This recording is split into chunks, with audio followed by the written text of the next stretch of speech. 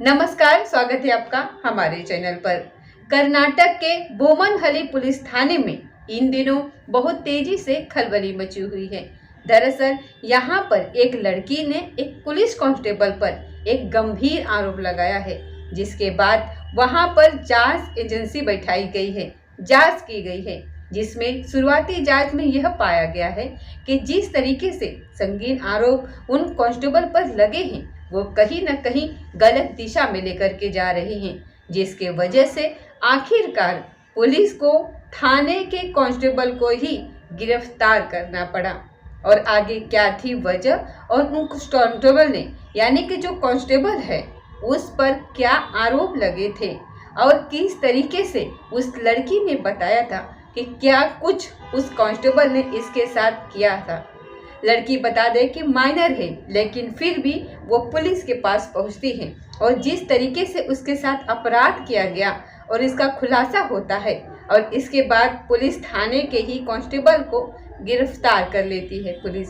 आगे आपको बताते हैं कि इस खबर की एक एक डिटेल क्या है, आखिर कैसे 17 साल की लड़की एक पुलिस कांस्टेबल पर हावी हो जाती है और आखिरकार पुलिस कांस्टेबल को गिरफ्तार करके 14 दिन के पेशी के लिए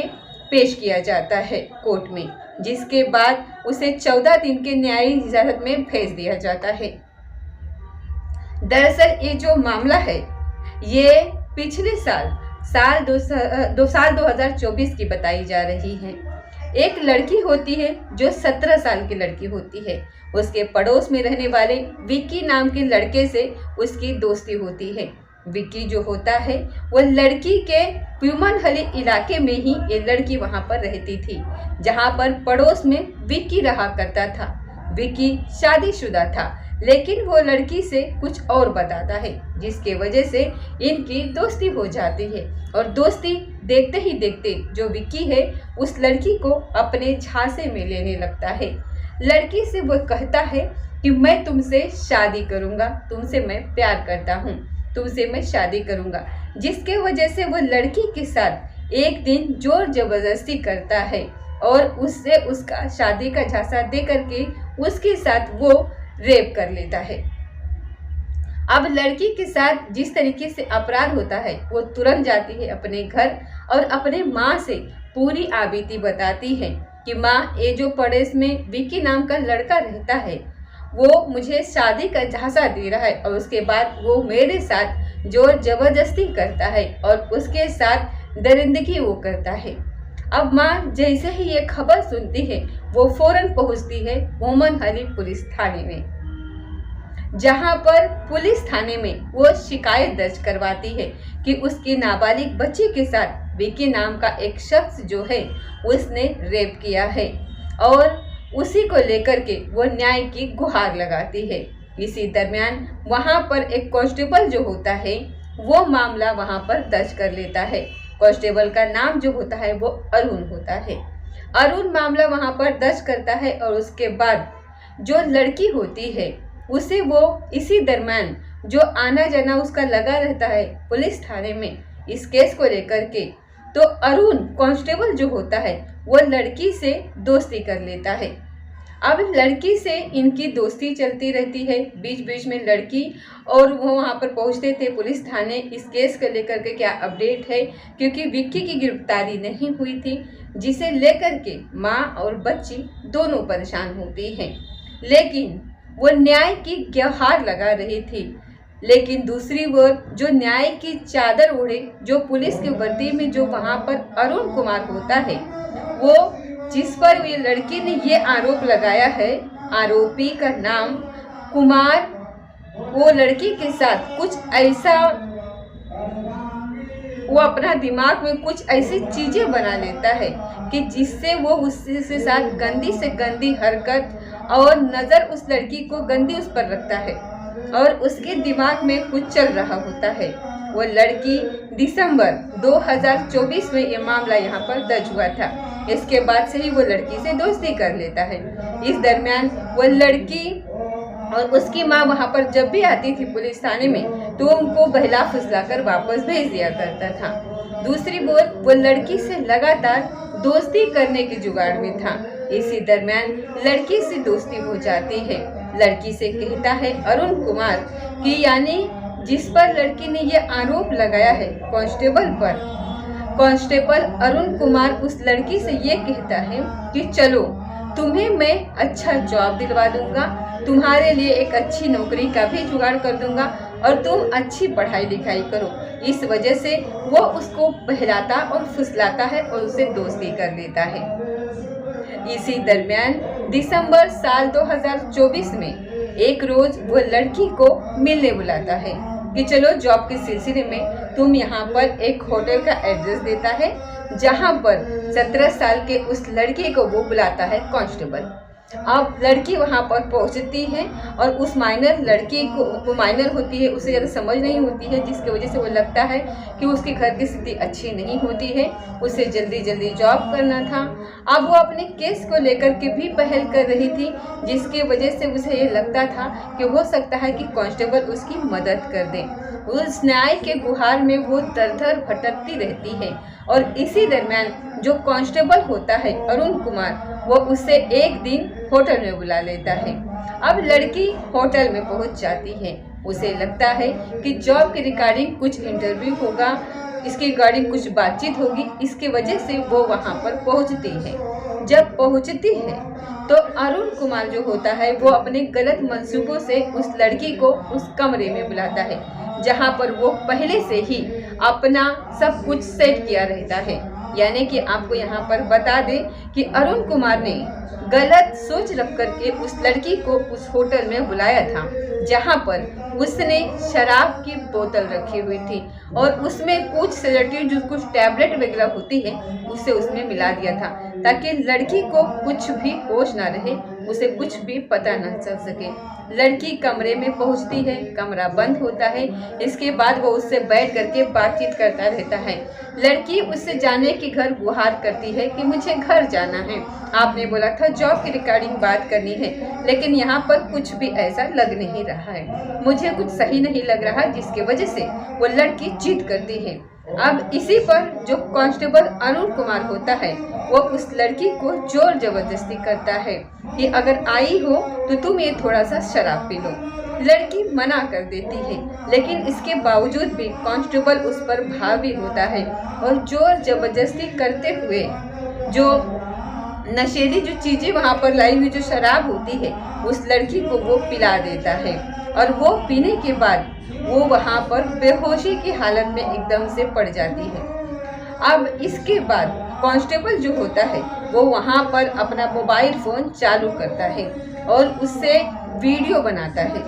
और उस लड़की के साथ वो गंदी हरकत करता है, उसकी इज्जत लूटता है उस होटल के बंद कमरे में। जिसके बाद पूरा का पूरा उस लड़की के साथ वो गलत काम करता है और इसका बेकायदा वो वीडियो रिकॉर्ड भी करता है। जबकि लड़की को जैसे तैसे जब होश आता है तो लड़की वहाँ पर जाकर जब बैठती है और उसे आग्रह करती है कि तुमने मेरे साथ ऐसा क्यों किया, मैं तो तुमसे न्याय की गुहार लगाने गई थी, मुझे ऐसे लगा कि पुलिस कांस्टेबल हो, पुलिस की वर्दी है तुम्हारे पास तो तुम मेरी मदद करोगे, लेकिन आप तो ऐसे निकले कि मैंने ऐसा सोचा भी नहीं था। भेड़ियों की तरह उस लड़की की इज्जत उस कमरे में लूटी गई। जिसके बाद बहुत वो लड़की हल्ला मचा रही थी, रो रही थी। जिसके बाद वो कांस्टेबल उससे ये बोलता है कि अब तुम चुप रहो, तुम्हारी आवाज़ें, तुम्हारी चीख पुकारें अब मचनी नहीं चाहिए। अगर किसी को किसी भी तरीके से ये खबर के बारे में या फिर ये बंद कमरे में जो कुछ हुआ है इसके बारे में अगर तुमने बताया तो ये तुम्हारे लिए ठीक नहीं होगा। यानी कांस्टेबल ने उस लड़की के साथ जिस तरीके से लड़की ने एलिगेशंस लगाए हैं, उसने कहा कि अरुण कुमार ने उस कमरे में उसके साथ गलत काम किया और इसका बकायदा उसने बिना उसके खबर किए उसका वीडियो रिकॉर्ड भी किया और उसके बाद उस लड़की को वहां पर थ्रेट किया गया कि अगर किसी से भी तुमने कुछ कहा तो ये ठीक नहीं होगा, यहाँ तक कि अपने माँ से भी नहीं कहना। बावजूद इसके कि कांस्टेबल को यह पता था कि उसका पड़ोसी ऑलरेडी उस माइनर लड़की के साथ गलत काम कर चुका है, लेकिन उसे न्याय दिलाने की बजाय कांस्टेबल उसको ही टारगेट कर लेता है और उसके साथ फिर से एक बार गंदी हरकत करता है। इस तरीके से लड़की के साथ आपको बता दें कि 2 बार रेप किया जाता है। एक बार उसके पड़ोसी विक्की द्वारा और दूसरी बार उस होटल के कमरे में उस पुलिस कांस्टेबल द्वारा। अब लड़की को डरा धमकाकर कांस्टेबल साहब उसे घर भेज देते हैं और दूसरी ओर अपने काम में लग जाते हैं। अब लड़की जो होती है वो बाकायदा अपनी माँ से फिर जाकर के कहती है कि माँ इस तरीके से उसके बाद उसको होश नहीं था और उसके बाद उसे कमरे में उसके साथ उस पुलिस कांस्टेबल ने उससे गलत काम किया और उसके बाद उसे पूरा रिकॉर्ड कर लिया, जिसे देख करके उसे लगातार उसको वो धमकी दे रहा था। इतना ही नहीं, लड़की 1-2 दिन चुप रहती है और पुलिस कांस्टेबल लड़की को कहता है कि अगर तुमने कुछ बताया तो तुम्हारा जो वीडियो क्लिप है वो मैं वायरल कर दूंगा, इंटरनेट पर अपलोड कर दूंगा, जिसके बाद तुम समझ जाओ कि इसके बाद तुम्हारे साथ क्या होगा। अब लड़की डरी धमकी है, लेकिन फिर भी वो अपने माँ से पूरी बात बताती है। इसके बाद फिर माँ जाती है पुलिस थाने में। अब शिकायत दर्ज करवाती है 2 लोगों के खिलाफ, यानी कि दिसंबर में जिस तरीके से उसके साथ पुलिस कांस्टेबल ने गंदा काम किया था होटल में बुला करके, वो भी अपराध दर्ज किया जाता है और दूसरी ओर पड़ोसी के खिलाफ भी मुकदमा दर्ज था। उसके बारे में अपडेट लेती हैं। अब मामला इतना ज़्यादा तूल पकड़ लेता है कि माँ वहाँ प्रोटेस्ट करने लगती है, जिसके बाद आखिरकार ओमन हली पुलिस थाना जो है वहाँ पर एकदम से हाहाकार मचने लगता है कि इस तरीके से पुलिस के वर्दी में ही जिससे वो न्याय की गुहार लगाने आई थी, वो खुद भी उस लड़की का शिकार करता है और शिकार इस कदर करता है कि उसका वीडियो क्लिप बना करके उसको ब्लैकमेल करता है कि किसी भी तरीके से कहीं भी कुछ कहा तो तुम्हारे साथ ठीक नहीं होगा। ऐसे में लड़की की जज्बे को, उसके जज्बे को सलाम है कि उसने अपने जाकर के माँ को बताया, जिसके बाद ये मामला खुलता है और मामला इस कदर खुलता है कि वहाँ के जो पुलिस कांस्टेबल हैं यानी कि अरुण कुमार और जो पहला पड़ोसी था विक्की, दोनों को पुलिस को गिरफ्तार करना पड़ता है। दोनों को पुलिस ने गिरफ्तार कर लिया है, जिसमें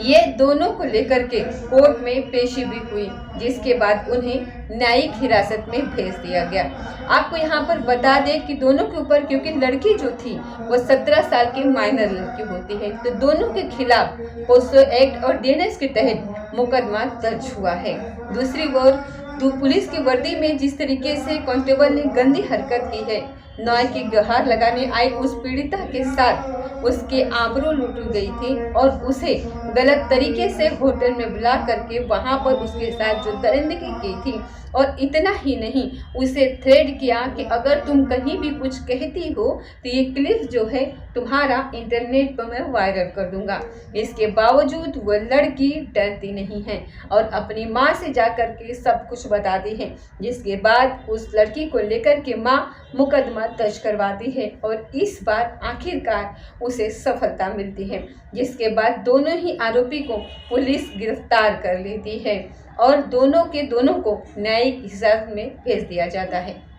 तो ये थी आज की सच्ची घटना। इस तरीके से हमारे समाज में न्याय की व्यवस्था करने वाले ही इस तक रक्षक के बजाय अगर भक्षक बनेंगे तो हमारी जो है देश की न्यायिक व्यवस्था भी क्या ही सवाल उठाया जाए। इस तरीके से न जाने कितने पुलिस कांस्टेबल हैं और कितने पुलिसकर्मी हैं जो कुछ गलत काम करते हैं और सारे न्याय का जो प्रक्रिया है सबको बदनाम कर करके रख देते हैं। तो क्या है आपकी राय इस कहानी के बारे में कमेंट बॉक्स में ज़रूर बताइएगा। तो मिलते हैं अगले किसी कहानी के साथ, तब तक जय हिंद जय भारत।